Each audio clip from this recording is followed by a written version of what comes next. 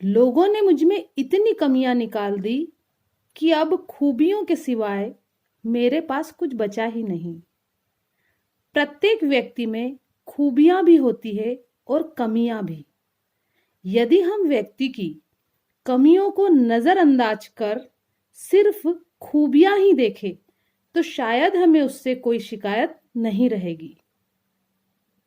हम उसकी कमियों को देखकर दुखी नहीं होंगे, क्योंकि व्यक्ति का दुखी एवं सुखी होना उसके दृष्टिकोण पर निर्भर करता है।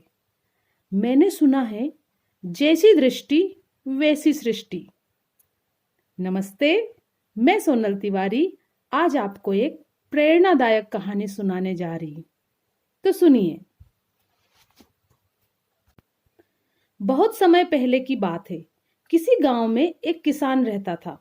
वह रोज सवेरे उठकर दूर नदी से स्वच्छ पानी लेने जाया करता था। इस काम के लिए वह अपने साथ 2 बड़े घड़े ले जाता था, जिन्हें वो डंडे में बांधकर अपने कंधे पर दोनों ओर लटका लेता था। उनमें से एक घड़ा कहीं से फूटा हुआ था और दूसरा एकदम सही था। इस वजह से रोज घर पहुंचते पहुंचते किसान के पास 1.5 घड़ा पानी ही बच पाता था।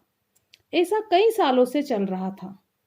सही घड़े को इस बात का घमंड था कि वो पूरा का पूरा पानी घर पहुंचाता है और उसके अंदर कोई कमी नहीं है। वहीं दूसरी तरफ फूटा घड़ा इस बात से शर्मिंदा रहता था कि वो आधा पानी ही घर तक पहुंचा पाता है और किसान की मेहनत बेकार चली जाती है। फूटा घड़ा यह सोचकर बहुत परेशान रहने लगा और एक दिन उससे रहा नहीं गया। उसने किसान से कहा, मैं खुद पर बहुत शर्मिंदा हूं और आपसे क्षमा मांगना चाहता हूं। क्यों? किसान ने पूछा। तुम किस बात से शर्मिंदा हो? शायद आप नहीं जानते, पर मैं एक जगह से फूटा हुआ हूं और पिछले 2 सालों से क्या कई सालों से मुझे जितना पानी घर पहुंचाना चाहिए था, बस उसका आधा ही पहुंचा पाया हूं।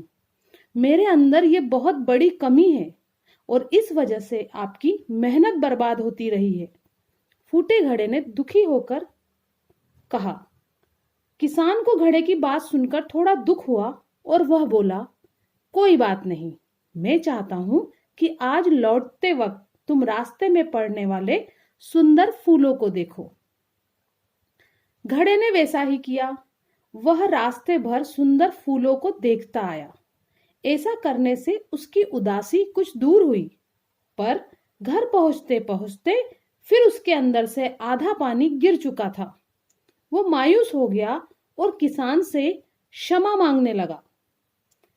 किसान बोला, शायद तुमने ध्यान नहीं दिया, पूरे रास्ते में जितने भी फूल थे वो बस तुम्हारी तरफ ही थे। सही घड़े की तरफ एक भी फूल नहीं था। ऐसा इसलिए क्योंकि मैं हमेशा से तुम्हारे अंदर की कमी को जानता था और मैंने उसका लाभ उठाया। मैंने तुम्हारे तरफ वाले रास्ते पर रंग बिरंगे फूलों के बीज बो दिए थे। तुम रोज थोड़ा थोड़ा करके उन्हें सींचते रहे और पूरे रास्ते को इतना खूबसूरत बना दिया। आज तुम्हारी वजह से मैं इन फूलों को भगवान को अर्पित कर पाता हूँ और अपना घर सुंदर बना पाता हूँ। तुम ही सोचो, अगर तुम जैसे हो वैसे नहीं होते तो भला क्या मैं ये सब कर पाता? दोस्तों, हम सभी के अंदर कोई ना कोई कमी होती है, पर यही कमियां हमें अनोखा बनाती है। उस किसान की तरह हमें भी हर किसी को जो जैसा है वैसे ही स्वीकारना चाहिए और उसकी अच्छाइयों की तरफ ध्यान देना चाहिए। और जब हम ऐसा करेंगे तब फूटा घड़ा भी अच्छे घड़े से मूल्यवान हो जाएगा। आपने अपना अमूल्य समय निकालकर मेरी कहानी को सुना, इसके लिए धन्यवाद।